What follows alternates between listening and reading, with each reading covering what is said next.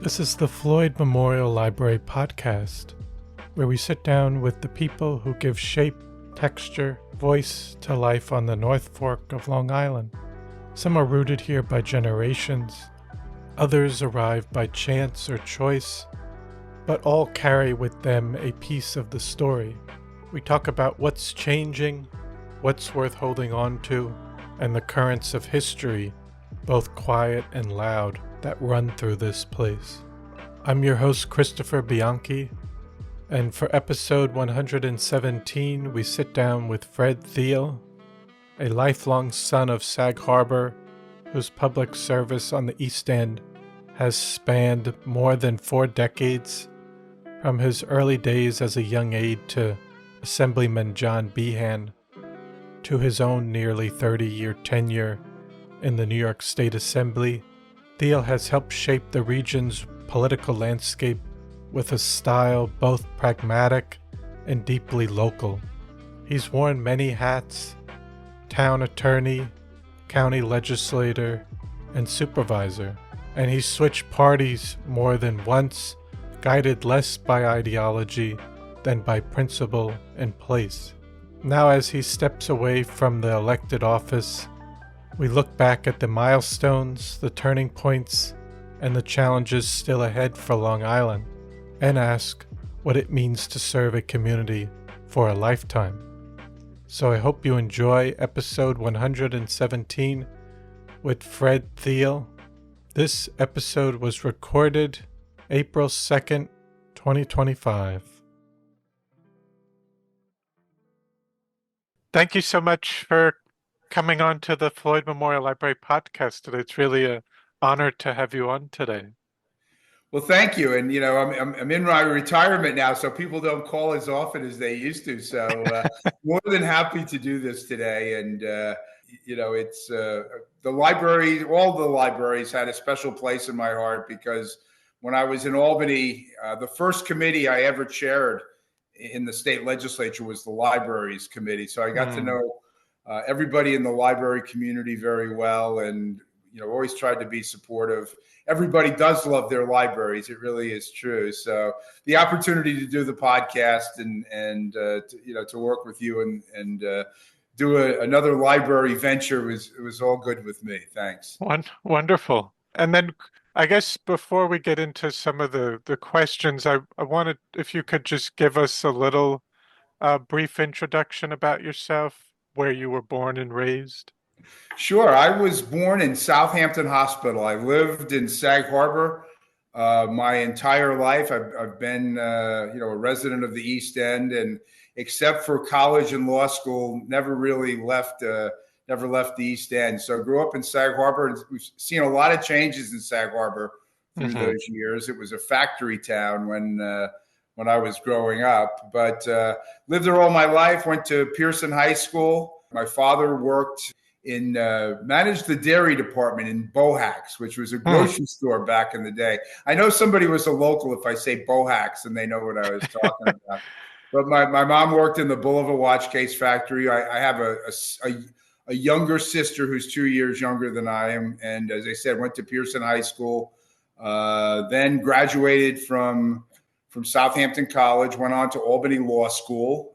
And it was during college and law school that I first got involved with the New York State Assembly as an intern, and worked my way through law school as a staff person in the Assembly, and came back home and got involved in government and politics, and kind of got married, had kids, the whole routine, and that was my, in a summary, again, lived my whole life on the East End. And when I came back from school, got involved with a career in government and politics, which is something I think was my goal from the time I was, I guess we'll talk about this, from probably the time I was 10 years old. So, yes, no, that's great. And then now just to go back, could you share kind of how far back you can trace your ancestry, whether on the East End or just in the United States. Yeah, well, there's two parts to this, but the deepest branch of the family tree, and again, it goes back to Sag Harbor. I have relatives that were from the Azores, which is an islands off Portugal, and they got on a whaling ship in the Azores, came to Sag Harbor, and never left. Hmm. So when people say the Pearson Whalers, that was our the name of the high school, or the mascot was the Whalers. My relatives were one of those first whalers in the 1830s and 40s. So that was Wow. one branch of the family tree, and those relatives are buried in Oakland Cemetery, right in Sag Harbor. But so it goes back to whaling days. But most of my family, on my mother's side, my mother's maiden name is Myślaborski, 100% Polish. There are Myślaborskis in Greenport. There are Myślaborskis in Shelter Island. They were potato farmers. So on my mother's side, 100% Polish. My dad's side, Thiele was, although the Azores and Portuguese were on his side, most of the family was German American, and most of the family came over in the Great Migration in the late 1890s, 1890s, early 1900s.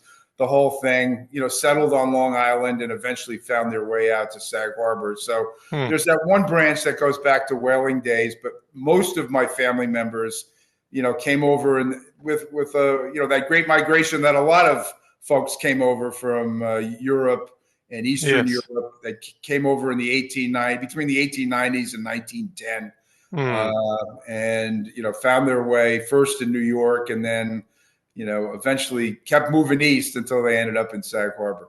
Yes. And I was curious, did you get to meet your grandparents on both sides? I did not meet either of my Oh. grandparents on my father's side. My grandfather, my paternal grandfather, died in the 1930s, and my grandmother died in the 1940s. And but on my mom's side, I at least got to know my grandmother, who could speak Polish. I wish I had learned some of it, but she passed away when I was very young. I was 7 years old. And my grandfather, lived until his 80s. He was the one with the long lifeline, I guess, in his palm, because he lived to his 80s. So of my grandparents, and he also was Polish American, but he's the Okay. one that he was the one Myślaborski that was not a potato farmer.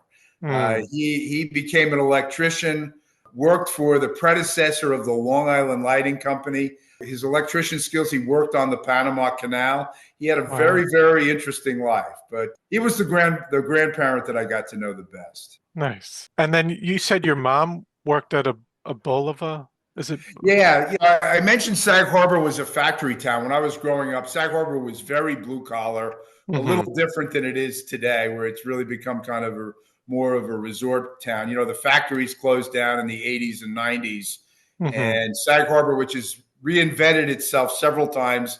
It was a whaling community. Then it became a manufacturing community for a long time. But those factories, Bulova Watch Case Factory was in Sag Harbor. Bulova made watches and clocks. And there was Grumman was in the village of Sag Harbor. They had an outpost. The main factory was in Bethpage, but they had an outpost on the Long Wharf in Sag Harbor. Before it was Grumman, it was Agawam. They used to make torpedoes there for World War II. And then, there was Sag Harbor Industries, Rowe Industries, Aurora Plastics. It was a factory town when I was growing up. And a lot of my classmates' parents worked in those factories. And my mother did too. She worked in the Bulova Watch Case Factory. Bulova made kind of upscale watches. And my mom used to set diamonds in these watches. They were diamond watches. And it was the only diamond she ever saw, other than her wedding ring, I think, was the diamonds that she set in these watches. So she worked in the in the factory and put the diamonds in these kind of upscale watches that after they left Bulova, most folks in Sag Harbor never saw them again. But again, it was a very blue collar growing up, really a working class town. And Sag Harbor in those days was a great place to grow up in. It really was. And I was wondering, just even as a child growing up there, what would you do for fun or activities, whether on the weekend or outside of school? Well, it's that classic story. I think what I remember, what's different about growing up in Sag Harbor then, maybe with now. First of all, no video games, no internet, and no worries about safety. What I remember growing up in Sag Harbor, especially on our summer vacations, but the weekends too, is basically you'd have your group of friends, and where I lived on Burke Street, there was a whole bunch of kids that I grew up with, and we're still friends to this day. I saw one of them just this past weekend, Brad Byer, who lived down, up the hill from us.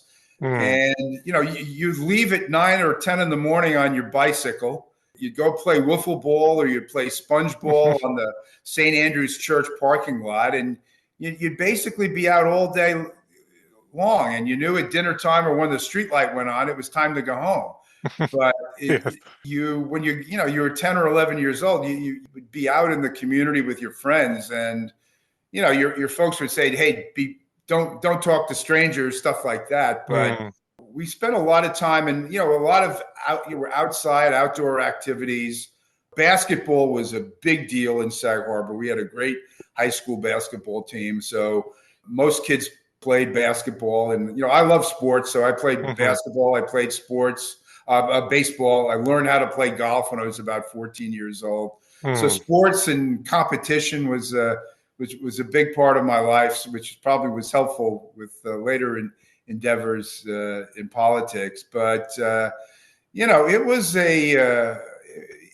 a classic small American town where the standing joke was the best thing about growing up and living in Sag Harbor was everybody knew everybody. And of course, the worst thing was everybody knew everybody, right? but it was really much different, I think, than today. The demographics have really changed a lot. There's a lot more of a transient nature. And I think, Greenport too. The North Fork is starting to see this, where, you've had a lot of people, especially since the pandemic, migrate out from the city of New York, and a great increase in demographics change as far as immigrant population and the Hispanic population. And so, it is different in that regard. I think growing up in Sag Harbor, it was predominantly a white community. It was pretty stable. There wasn't a lot of in and out. I mean, the people that lived there and had been there for generations. So, I have very fond memories of my childhood. It was a great place to grow up in. The friends that I made in school, there was this standing rule in my office. And first of all, when I was in the assembly, I think my office think I went to school with everybody, because, it's a lot of people that came into the office. I would tell them, I said, I went to high school. This person was in my class, or I went to school with this person. I know them really well. And there was something special about being part of that, of growing up there. So, those friends, you never forget. They're kind of ingrained in your being. And, I think that was one of the great parts of growing up in Sag Harbor, was having that experience and, making these friends that became lifelong friends. And I'm not going to judge how things are now, whether it's different or not, but that was my experience. And it's something I look back on very fondly. And then also just if you could talk about your time through school, and whether through middle school and high school, and how that experience was, and what you were interested in, even subject wise. Yeah. So grow up in Sag Harbor, as I mentioned, small town, small school. I think my graduating class, and we were baby boomers, so the population, the census of the school was increasing. Our class, we had 62, which when I compared with people I went to college with, that was a very, very small high school. But we were the biggest high school class in Pearson history at that time, because we were the post World War II baby boomer generation. So as I said, everybody knew everybody. You knew your teachers extremely well. I mean, if you like social studies, you basically had a choice of two teachers, right? Mm. It was a small school, but again, I really loved Pearson High School and going to school there, and I had this kind of dual track of things that I was interested in. Growing up, I was very interested in science. I had a telescope. I had a Hmm. weather station. I was very interested in like natural sciences, and I really had a passion for that. In fact, if I moved my camera over here, there's a telescope still sitting in the corner. And now that I'm retired, I have the chance to use it a little bit more often. So I think if you looked in my senior yearbook, as far as what I was looking to do, I actually said meteorology, weather, because I really had a passion for that. But at the same time, I was interested in politics from the time I was like 10 years old. Mm. I always tell this story. It's kind of a nerdy story, but when I was 10 years old in 1964, my family wasn't in politics or anything like that, but my father always talked about current affairs. So we talked about it in the house, and I was interested in it. But when I was 10 years old, I had a Bobby Kennedy for New York State bumper sticker on my Mm. bike.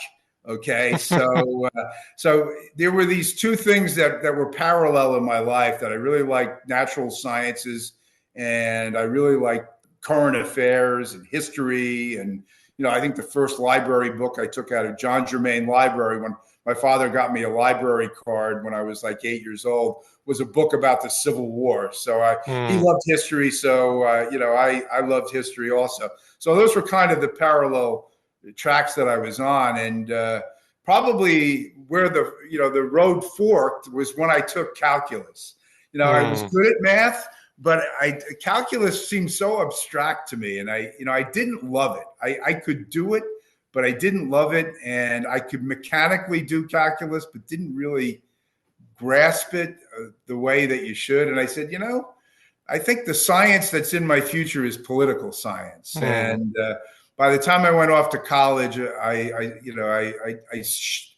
after calculus, I stayed away from math and moved on into political science and history. And that's where I took the direction. I had my first internship with the New York State Assembly in college, and that's when the bug really bit, and I knew that Mm. that's what I wanted to do.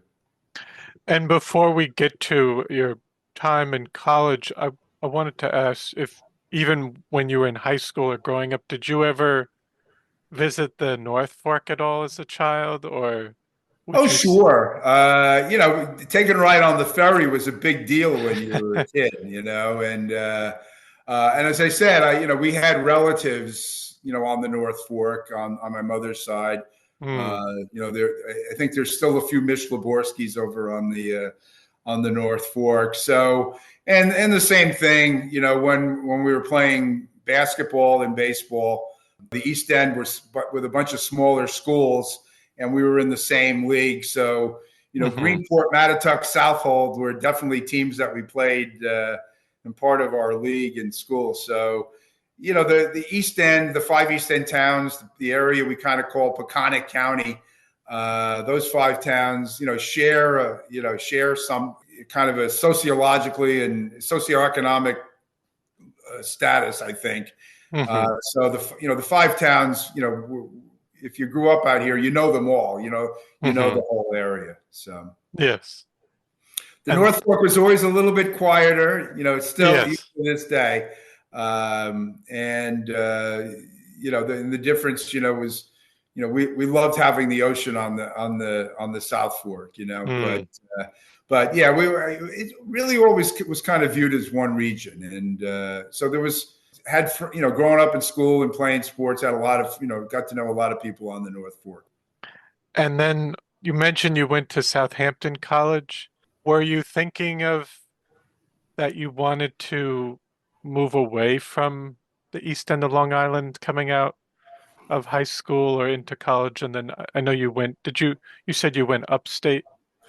Yeah, well, when as a freshman, I went to Cornell University. I could relate to George Bailey from It Was a Wonderful Life, right? I was going to kick the dust of my crummy little town off of my feet, and I was going to go away and never come back. And then life intervenes sometimes. So I finished my freshman year at college, and I like Cornell was big for me, but I liked it and I did well there. But I had family circumstances. Both, I mentioned that the factories were, it was a transition period in Sag Harbor, and with my parents, we needed help. I needed to come back, and so I came back and managed a shoe store. And because I wanted to continue my education, help the family, but continue my education, Southampton College made me a scholarship offer I couldn't refuse. So I worked and went to Southampton College, and it was through Southampton College and through a professor by the name of Don Baker, who is still alive and was a mentor of mine. He set me up with the internship in Albany. So my college career was, just kind of your basic good freshman year. Had to come back home and went to school here. And then, this internship, I was able to go back and go up to Albany and work in the legislature. And I love that. That's when I knew, government and politics was what I wanted to do. And, I stayed in Albany for law school. They had a law school there. I wanted to go to law school because I could work my way through. I already had a job there and had a source of income where I could pay for my tuition and not put any pressure on the family to go to law school. And so that's I started out with an internship in Albany in 1975, worked my way through the legislature and graduated from law school in 1979. And then I came back home and, I started in the assembly. I met John Behan, and he hired me. And, that's that was my introduction to the first assembly district way back when. And what was it like working for him in those early years? Yeah, so I had worked as a staffer in the assembly, and not for John, but we were both from the same area, so we got to know each other. So when I graduated from law school, he said, "Hey, come work for me." And I was smitten with John Behan. I don't use the word hero very often. Heroes are, it should be your dad, right? And my dad was a hero of mine. But, John Behan, was such an impressive individual. He started out similar to me, graduated from East Hampton High School, but he joined the Marines, went to Vietnam, lost both of his legs in Vietnam, said he would never walk again, learned how to walk with artificial legs, was a para-Olympic athlete, won gold medals for the United States as in the Paralympics. Came back home, ran for town assessor, won, and then ran for Perry Duryea's seat. So this guy who had a different track than I was on, but gave an incredible sacrifice to his country and turned it into something positive and continued to serve the state and country. Ultimately became the director of Veterans Affairs for the state of New York. So I really looked up to him. He was a great role model, a great mentor. I really enjoyed working for him a lot. I learned a lot about not just government and policy and politics, but life lessons about how to conduct yourself and what values are important. He was a special guy, and he passed away a couple of years ago, and there was a whole crew of us. He was in the assembly for 16 years, and I succeeded him. But of us that had, there's probably a dozen of us that through the years had worked for him, and we were kind of our own little club, and we were all, at his funeral a couple of years ago. And, we all had just great memories, great stories to tell. He was a bit of a character in addition to being, a really special guy. And I couldn't have had a better teacher for the job in the assembly than watching and working for him and learning how he did the job. Definitely. And then moving forward, you got involved as a town attorney and working a planning board attorney this was in Southampton. So, I'd worked for John for a couple of years, and, I was at that stage of my life where, when you're married, get married and start having children, you don't want to be driving back and forth to Albany as a staff person all the time. You want a little bit more stability. So, I'd helped with some of the local elections, and I'd worked a lot as John's counsel with the local government. So when they heard I wanted to come back home, I got hired to be the town attorney in Southampton and the planning board attorney in East Hampton. So I was working both of those jobs at the same time. And in the town attorney, at that point, those jobs really individually weren't full-time jobs, but together they sure were. So that's where I began to learn the world of local government and how that worked. And again, a tremendous education. The great thing about being a town attorney or a planning board attorney was you have to learn a lot about everything. You prosecute, zoning violations and code violations. You got to do contracts. There's land acquisition. There's a little bit of everything. So there were so many areas of the law that you just kind of jumped into the deep end of the pool. And then, you also learned how government worked. What do planning boards do? What do zoning boards do? Police department, the highway department, what do they all do? And you're the attorney, you have to know what they all do, because you never know when one of them is going to come up and ask you a legal question and need advice. So that in and of itself was a great education. I love my job in the state assembly, but I don't think there was a job where I learned more, and especially about local government. I wish that, members of the state legislature or members of Congress, I wish they all had to do some experience in local government. It's the level of government that's closest to the people. It's where services really get delivered. I always would say, I could be doing, right now it's over $200 billion budget, and nobody's going to ask me a question. But when I was town supervisor, if I didn't put the beach parking in the right place, I could really draw a crowd. So you really, that's the level of government that affect people the most directly. And having that experience before going to Albany was extremely valuable, because you know what local governments have to do to deliver service and to provide good communities. And as a state legislator, you should be helping them. It's a partnership, and so it really, having that local government experience really helped me as being a state legislator. And you decided to run for the Suffolk County legislature in 1987. What do you remember about that and that initial run? Yeah, I had been involved in politics for a while. I was, literally from the time I was 10 years old, I was really kind of itching to run for public office and to be able to, use my own experience and make decisions as an elected official that could help the community.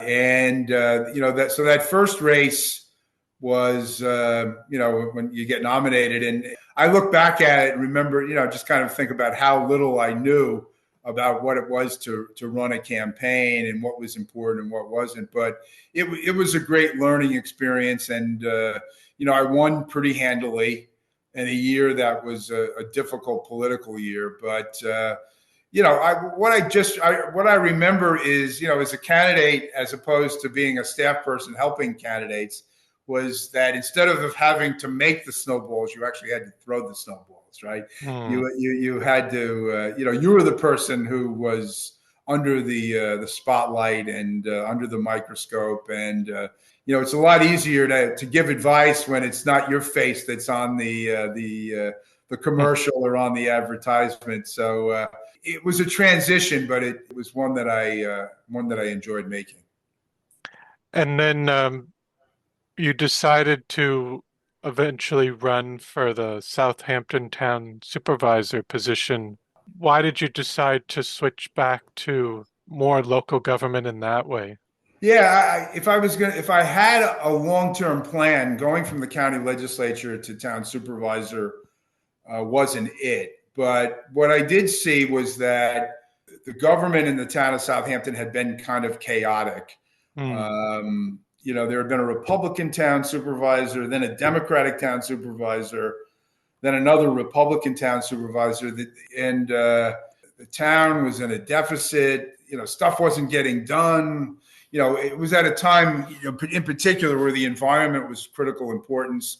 Land preservation and development pressure, and Democrats had a crack at it, Republicans had a crack at it, and they had both failed. So myself and a number of other, really not political people, but more community activist people, we all joined together. It was Republicans, Democrats, and independents. We got together and we formed our own party, which, as I look back at it now, was kind of a risky thing to do, but we did. And we had a core group. We had candidates, but we had a core group of about 50 people that just worked on this campaign. It was the best campaign I ever worked on. It's the experience in politics that stands out to me most. It was like politics at its best, where partisanship and party didn't matter, and we wanted to do something good for the community. We joined together. We got organized, we got petitions, we got on the ballot, and we won. And I thought we were going to win. I thought things were going well until Election Day. And then on Election Day, I went to vote. And, because we were an independent party and the election laws are kind of skewed against independents, we were on row H on the ballot. People had to bend down. Remember the old voting booths with the levers? People had to bend down to find us, to vote for us. And I'm saying, man, I don't know if people are going to find us on the ballot. But they did, and we won. And I'd always been kind of an independent Republican, and I will say the place I've always been most comfortable has been as an independent, where you have less influence of party leaders.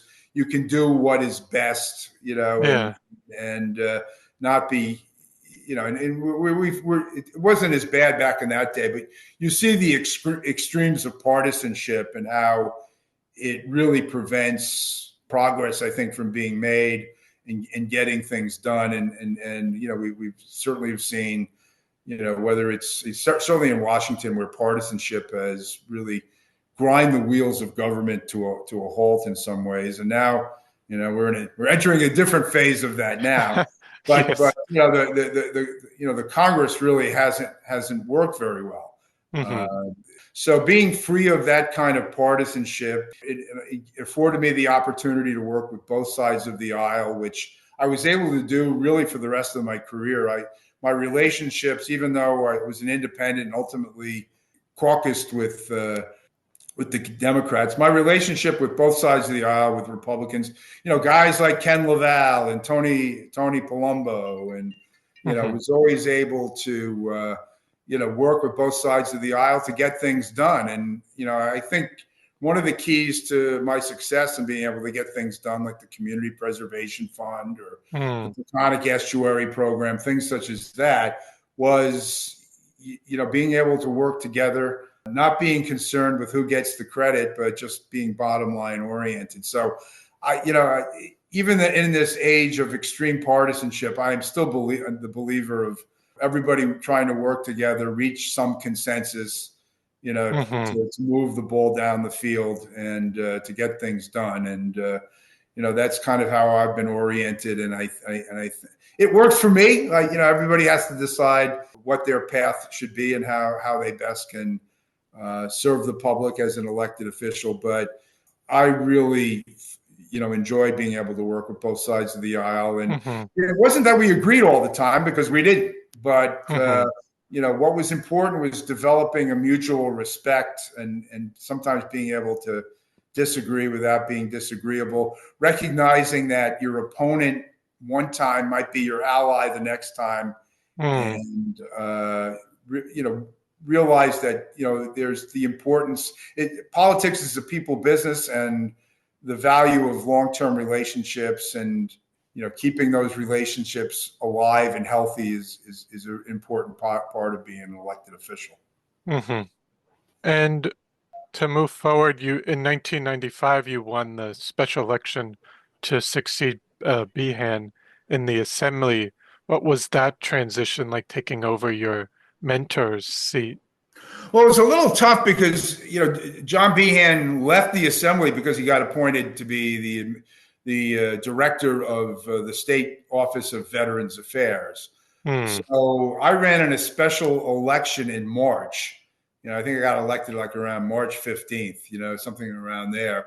So I got elected. First of all, walking door to door in March isn't nearly as much fun as it is in October. It was pretty Yeah. cold out there.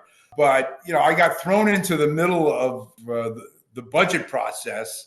The budget was due literally 2 weeks after I got there. So I had to jump into the deep end of the pool. And, John was, he was learning a new job too. So he was fully engaged with that.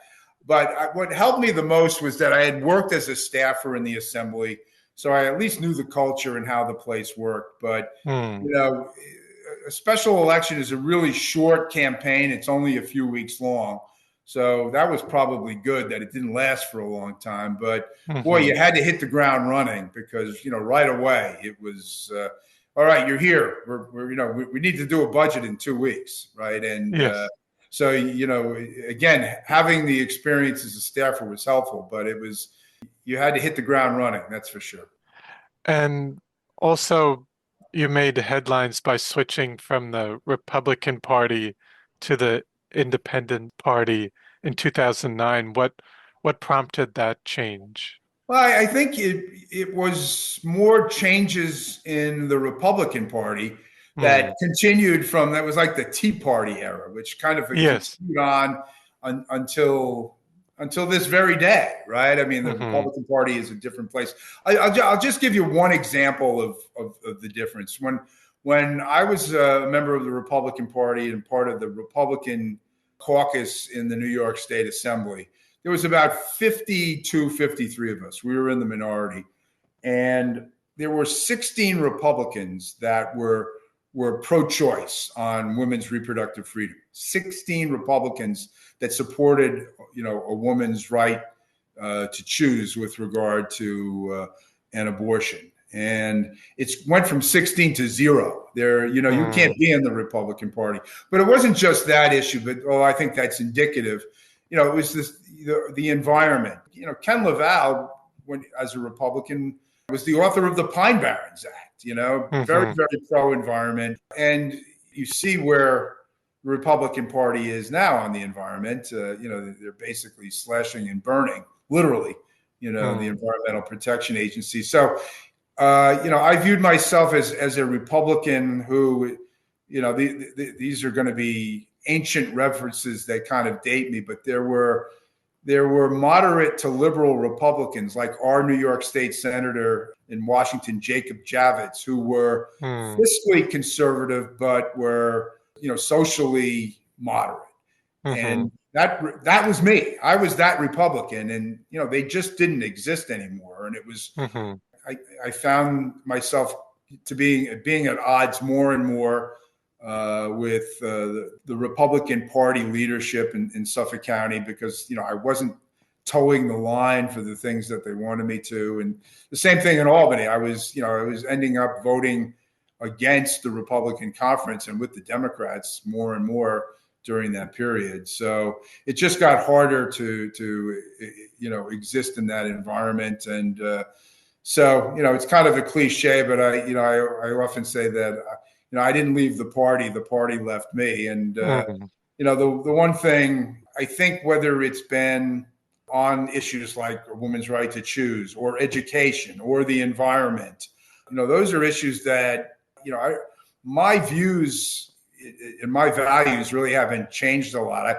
I'm still, was on the Environmental Conservation Committee for 30 years, still, promoting land preservation, open space, renewable energy, pro public education, uh, Hmm. all of those things and I view myself as an independent, but where the spectrum is now, I'm a lot closer to the Democratic side of the spectrum than the Republican Hmm. side of the spectrum.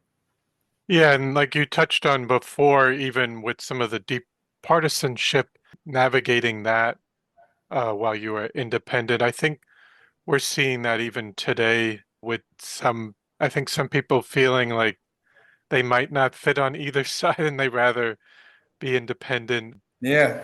The middle of the road is a lonely place. There was a Texas agricultural commissioner that ran for office once, and somebody said about being in the middle of the road, and he said the only thing in the middle of the road is yellow lines and dead armadillos, right? I mean, and so it's not, especially in a very polarized atmosphere. It's not easy to be in the middle of the road because, but it's still the place where I am, and. Yes. And, listen, I've been successful in being able to work with both sides. If I was in Washington, that would probably be impossible in this climate. But I still think that's the ideal, where everybody respects each other and you can have your disagreements. But the word consensus and, is not a dirty word, And it used to be that, a good piece of legislation in Albany and Washington, you move the ball down the field, you might not have gotten everything you wanted. And, but that is, it's life is seldom black and white, but people want politics right now to be black and white. And I think it's wrong, but that's where we are right now. So yes, it's evolving. I still have hope for the future. Yes. And then also, you've chaired the House Committee on Local Governments and served on many others. Which committee work was most meaningful to you? Well, certainly chairing the Local Governments Committee, which, I was a product of local government. I love local government. I have a lot of knowledge of local government. So I think that was where I was most valuable. That's where, as part of the team in Albany, as far as not the Democratic team, but just the legislature, where I had the most to offer because that's where I had experience. So I love chairing the Local Governments Committee, and local governments wasn't just cities, counties, towns, and villages. It was also the fire services were under local government. So listen, our local fire departments, your volunteer fire departments, gave me the chance to work with them and, assist them with recruitment and retention. And, listen, we all know the value of them, and we certainly saw that with the rapid response to the fire in the Pine Barrens around West Hampton and East Moriches. And so getting to work with all of those folks with the fire services was great too. So listen, I love local government. That was probably the pinnacle, professionally, of being able to chair that committee. But a close second was my 30-year membership on the Environmental Conservation Committee. That's where we got legislation done for water quality, for the Community Preservation Fund. ENCON also had jurisdiction over the fishing industry and on, representing the East End. Greenport, Hampton Bays, Montauk are the three largest commercial fishing ports in the state of New York. So ENCON was a close second because environmental quality, actually our environment and our economy are just so inextricably linked that my service on that committee also, that was a close second to local governments. And then also with your time in the Assembly, you've been outspoken on issues like utility reform and the future of LIPA. What do you think are the biggest policy challenges facing Long Island in the future? Yeah, well, I'm going to mention LIPA. I see three things. LIPA is one of them. LIPA has, to me, has been a colossal failure. It's this Rube Goldberg contraption where you've got a public authority that owns the infrastructure, but then they hire a private utility to manage it for them, and it just doesn't provide much accountability. Fingers get pointed. Well, it was LIPA's fault. No, it was PSE&G Long Island's fault. And we saw that during Tropical Storm Isaias, where the whole thing shut down and they couldn't communicate. So I've always been a believer in a full public utility that's accountable directly to the public.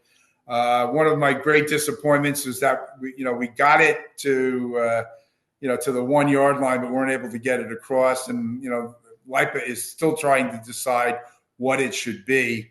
But I think that issue I think is still out there.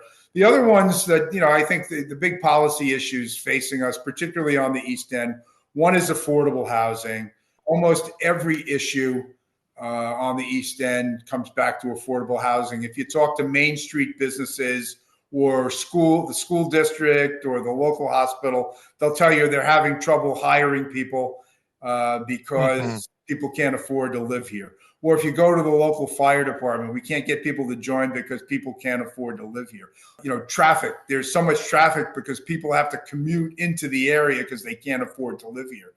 So to me, at the top of the list is affordable housing. And I think, the towns and villages are making an effort. We created the sister of the Community Preservation Fund, the Community Housing Fund, which is starting to generate money for housing programs. But there's so much more that needs to be done. Housing to me, it's affordability in general, but at the top of that list is housing. And the other is transportation. We need more public transportation. The roads on the South Fork were already clogged, but you're starting to see that on the North Fork too.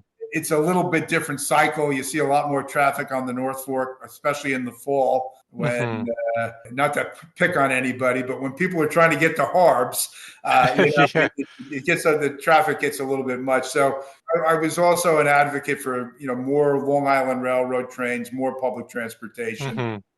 So there's an alternative because the geography of both forks, you got basically one road in and one road out.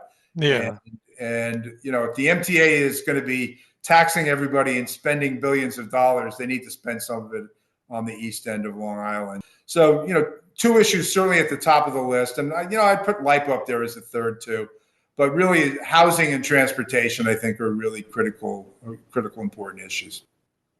And you mentioned just kind of putting some of with the MTA and taxing more, but were there any other issues with your time in Assembly just trying to bring taxpayer money back out to the East End? Because sometimes we would get kind of thrown to the side, like, oh, well, they're all kind of rich out there. They don't need extra money. We'll focus it more on the more New York centric. One of the biggest parts of being a state legislator, and I had to do this on a constant basis, is advocacy and education. I would have to explain to people that the East End of Long Island, it's not the lifestyle of the rich and famous. I don't deny that, that's a part of the community. There are people that have second homes and they're wealthy. They don't necessarily need the help of state government a lot, but it is a much more diverse community than just, that summer population. I alluded to some of it before, but the demographics, the fastest increasing demographic is the Hispanic population. And, you've got, local families that can't afford to stay here. There's a lot of movement and a lot of upsetment out there right now. But, this is not a place, that, actually, when you look at the census number, the median family income of the East End is actually lower than Western Suffolk and Nassau County. So when you're looking at year-round residents. So when it came to the biggest item that you talk about as far as money and taxes was school aid and making sure that we got treated fairly with school aid. And, when the foundation formula got fully funded a couple of years ago, districts like Greenport that look wealthy but aren't wealthy, Hampton Bays look wealthy but aren't wealthy. And then the district I represented also was like William Floyd, Riverhead. These districts, and then finally we were able to get them their fair share of state aid.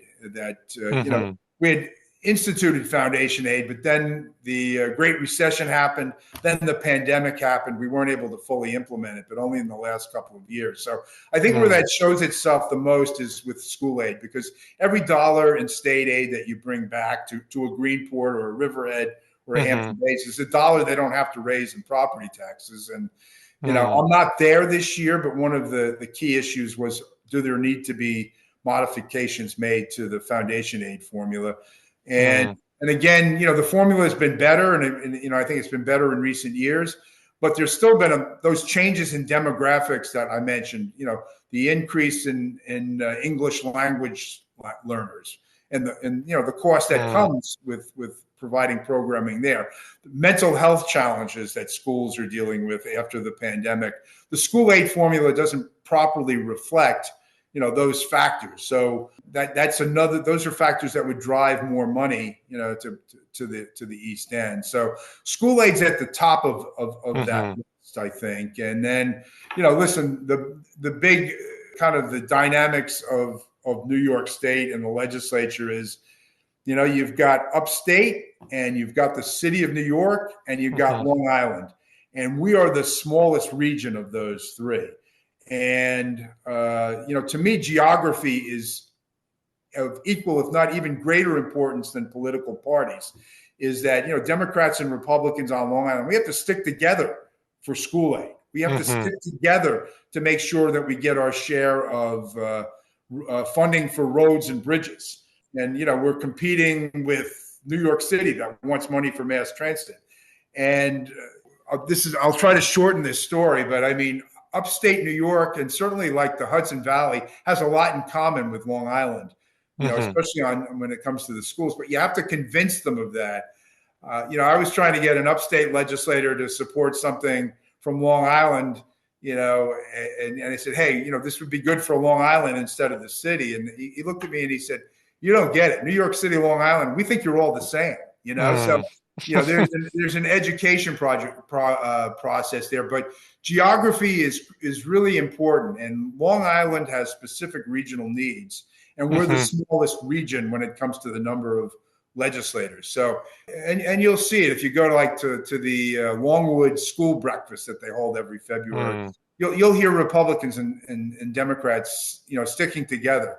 That's one thing that's different about Albany, I think, than the way Washington is now, is that on regional things, we really stick together regardless of political party. And that's where my experience came in, because I've been able to bridge the gap with the Republicans and the Democrats and, get us, we all kind of worked on, and had the same approach with regard to LIPA, for instance. We all had constituents, that have suffered with high rates and bad storm response under LIPA. So, making sure Long Island gets its fair share means that you have to be bipartisan, you have to work together, and that being part of Long Island is more important than being the member of a political party. Yes. And then you also, 2016, you supported Bernie Sanders, which surprised some. What drew you to that campaign? Yeah, this will be oversimplification because of time, but I mean, I thought Bernie Sanders was speaking, didn't agree with him on everything, but he was speaking to an issue with regard to economic populism that I think is still the issue causing the kind of the anger and the polarization that's out there now. I think one of the big issues we're dealing with is income inequality. And the fact that the middle class has somewhat gotten hollowed out. The middle class isn't what it was when I described it growing up in Sag Harbor, in the 1960s and the 1970s. So when, Bernie spoke to issue like progressive taxation and, universal health care, issues that would help working class people, that was the attraction to me for Bernie Sanders. I felt he was the only candidate that was really dealing, bad trade deals that were hurting the working class. That he at least was putting that on the table, and I thought he had the right approach on that. I mean, I had questions about his, whether he had the skills on foreign policy or things of that nature. But of the candidates that year, I thought Hillary Clinton was way too much of the status quo. I thought Trump was Trump. And I thought, that we needed change, but that was the change we needed, not the change that Trump was bringing. And so, listen, not a perfect candidate, but I thought, I thought would have been, would have highlighted some of these issues on the economy that needed to be highlighted. No, I think that's important, and I think there was a little bit of that where I think even with the last election, that similarly with maybe with Hillary Clinton and some of the things previously, the Democratic Party as a whole might have isolated some of the working class, and that's why we saw somewhat of a gap where the Democrats weren't getting as many of the working class No, votes. we're losing. Democrats are losing working class voters, and Hmm. and I and again, I put income inequality. Where people rightly, I think, feel that the system is rigged against them, and that's where Trump has his appeal. Although why they think him and Elon Musk are the answer to income inequality, I have no idea. Yeah, That's the part that puzzles me. But I think uh, yeah, the appeal on economic fairness and a level playing field. There were some of the polls that were done after 2016. I mean, some of the irony is that the economic populism of Bernie Sanders and people that supported him actually had some Trump had some attraction to them because hmm, the common element was they both felt both of those elements felt like the system was rigged against them. hmm, But each had much different solutions, obviously. So, yes. And then now get into in 2024, you decided not to seek re-election. What led to that decision? well, listen. I had been in the New York State Assembly for almost 30 years. I had served the East End in the state legislature, in the Assembly, I should say. I had been a member of the Assembly longer than any other representative of the East End in the New York State Assembly. And there's always something new or something different. I just there were new challenges I certainly could have taken up in the Assembly, but I really felt that there were other things that I wanted to do while I could still do them. And some of them are personal, and some of them are professional. And but certainly wanted to spend more time to travel. I plan to still stay involved in civic affairs with local not-for-profits. I'm on the board of the Southampton Hospital Association. I'm on the board of the Bridgehampton Child Care Center. We have a house in North Carolina where we spend part of the year. I'm going to be teaching a class on policy advocacy down here at the State University in Mm, Wilmington. So, some things that are new and different challenges, and so those are important. And I'm 71 years old, and part of it is the New York State Thruway wears you down after a while, and it does, yeah. spending 5 hours going up and 5 hours going back, and Hmm, living 6 months a year out of a suitcase is, hmm, it was like, it was just, my time had come. I just, and I tell other people this. And he says, "How did you know it was time?" And it's just like, I can't really explain it, but you'll know when it's time. And mm, it wasn't as if I, still wasn't getting things done, and still didn't enjoy the getting something accomplished. For example, last year we did the Suffolk County water quality bill that's going to generate a lot of money for sewage treatment and hmm, innovative septic systems. I certainly loved working on that and getting it done. But the day to day, it's a grind after 30 years. So hmm, it just felt like it was the right time, and hmm, and I still have my wits about me and can still get around. So to be able to travel and to do some other things, still community oriented, but in a kind of a different vein, and hmm, and to give Tommy John Scavone, to give somebody else a shot at this job. yes. So it was a multitude of factors, but when you add them all up, I just knew it was time, and I mentioned sports and involved in sports, and I always use a lot of sports analogies. And one of them in sports is, whether you're a player late in your career, there's this saying that it's better to leave a year too soon than a year too late. Hmm, And I don't know whether I left a year too soon, but I'm certain I didn't leave a year too late. And I'm very comfortable with the decision. yes. And then just looking back over your time in as a public official in your public service, what do you hope your constituents remember most about your time in office? Well, I think what they'll remember most issue-wise is the Community Preservation Fund, because it probably had the greatest impact We basically created that out of whole cloth, protected more than 13,000 acres, generated more than $2 billion for land preservation and water quality, both North and South Fork, whether it's agriculture, farmland, wetlands, pine barrens, open space. I think maintaining the quality of, the rural character and quality of the East End, allowing conservation to keep pace with development. I suspect that will be in the first paragraph of my obituary, who hopefully doesn't get written for a long time. But the thing that I hope they remember, or identify is, I worked hard to keep my word and to generate trust. I hope that at the end of the day, whether you agreed with me or disagreed with me on an issue, that ultimately you trusted that whatever decision I made, I believe that it was in the best interest of the people that I represented. So I think the thing that I hope people take away at the end, regardless of what issue or whatever, was that I acted in a way that earned and kept their trust for more than 30 years. Yes.